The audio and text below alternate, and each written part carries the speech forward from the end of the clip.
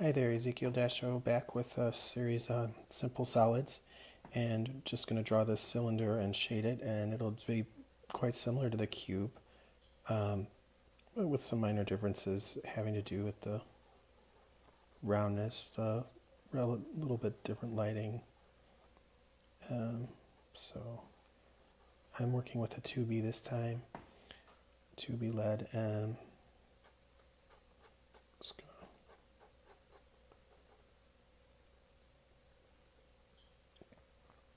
drop some straight lines down.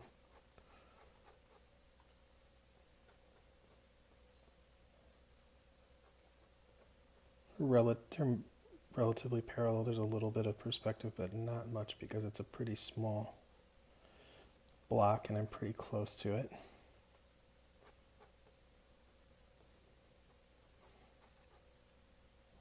Some people like to shade in or draw in, rough in the circle at the bottom and just connect them like that. That's fine too. Go ahead and quickly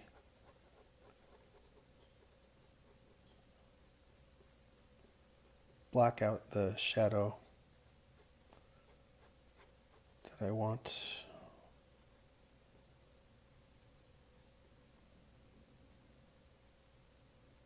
And again, I'm not really making any lines, I'm just very lightly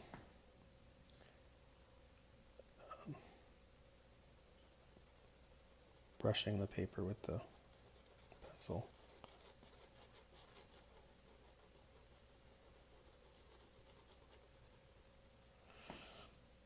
Okay, so that'll do for the time being. And we'll look into this shape a little more. Move this down so we can see the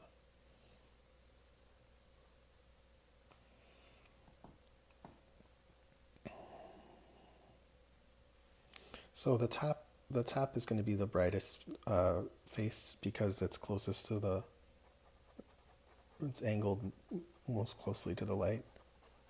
There's a little bit of this wood grain on the block, but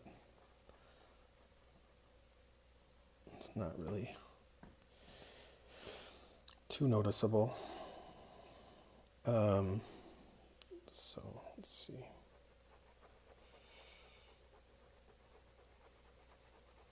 To get the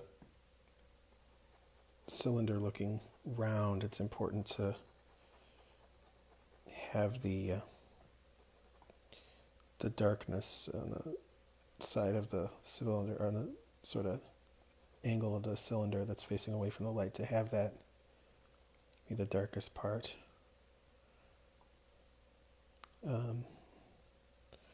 Also, defining the lip of the cylinder a little bit. See how there's a little extra shadow there where the terminator is on the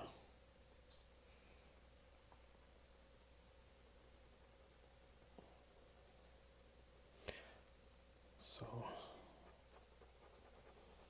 you can go through here with a little cross hatching or some small circles and gently fill in the area there. There's a little bit of shadow here on this side, and so I'm going to try to catch that on the bottom of the cylinder. There are actually two shadows. There's the main one here that I'm working on now.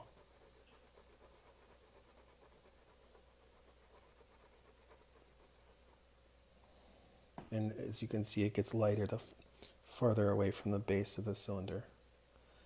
And additionally, close to the base of the cylinder, there's a little bit of backlighting and reflection. So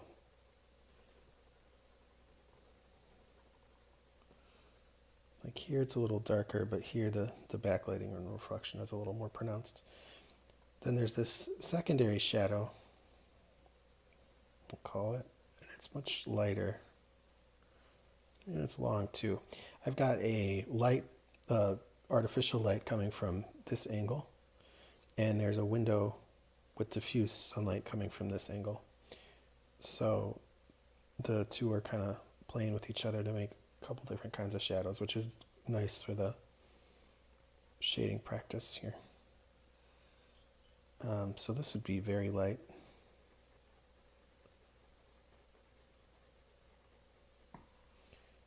And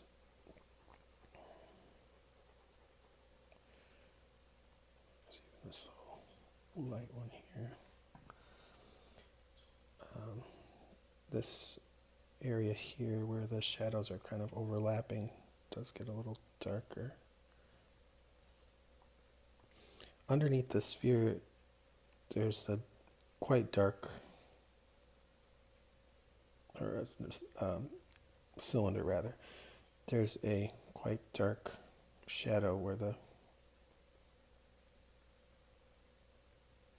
base section meets the ground.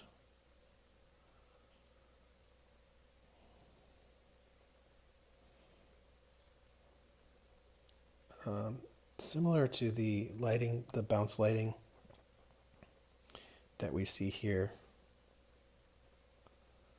there's a little bit of reflected lighting here too, so that this area is a little bit brighter than this area here.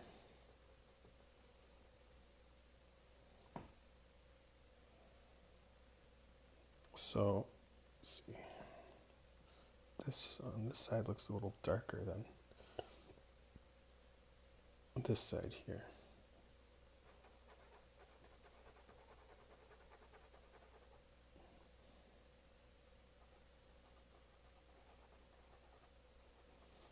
May as well try to bring a little bit of that wood grain look.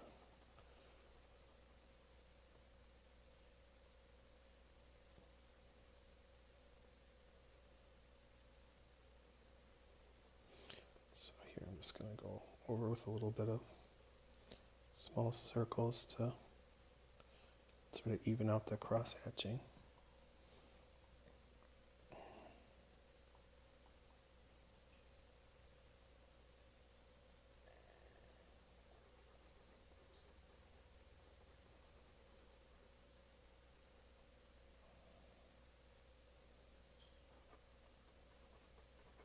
And there's a little bit of wraparound lighting here.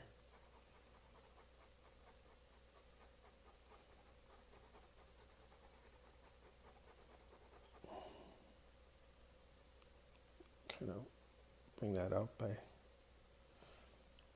adding a little more shading here.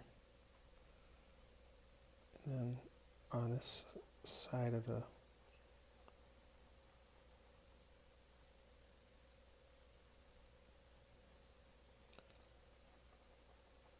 face of the upper part of the cylinder is a little bit of shadow near the lip.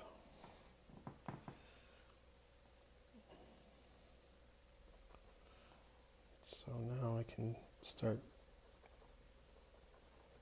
adding some more darkness and depth to this shadow area, and just softly, because I want to sort of get this sort of diffuse look, softly shading with these nice little circles here rather than using the cross-hatching lines. And then I want this part here to be the lightest part, so I'm going to darken this a little more.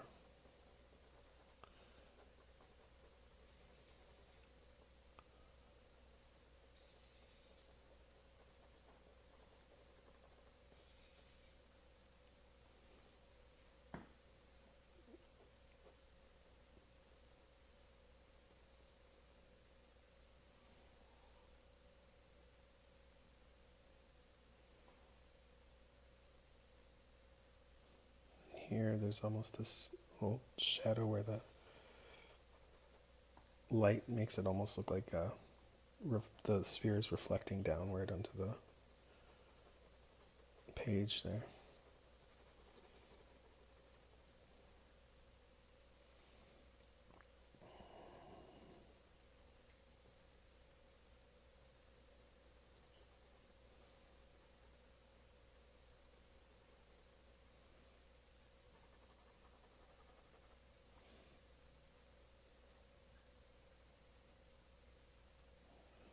Where's this?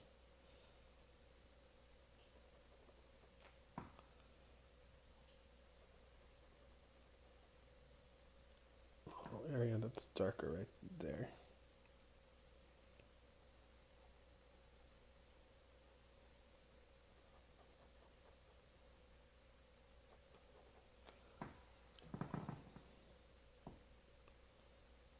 So add some more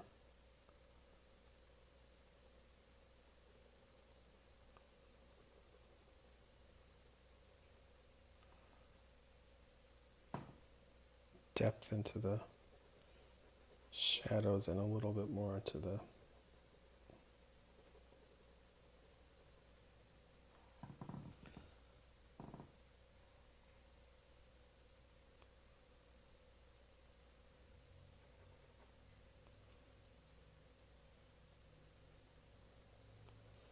Okay, so I want this to look like it's wrapping around and it's not planar, there's no defined edges. Obviously it's circular, so I can go back over some of these areas to smooth out any transitions that need it.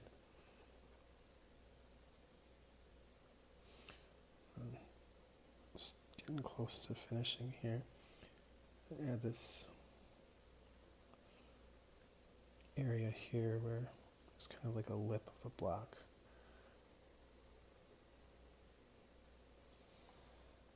And yeah, that about does it for this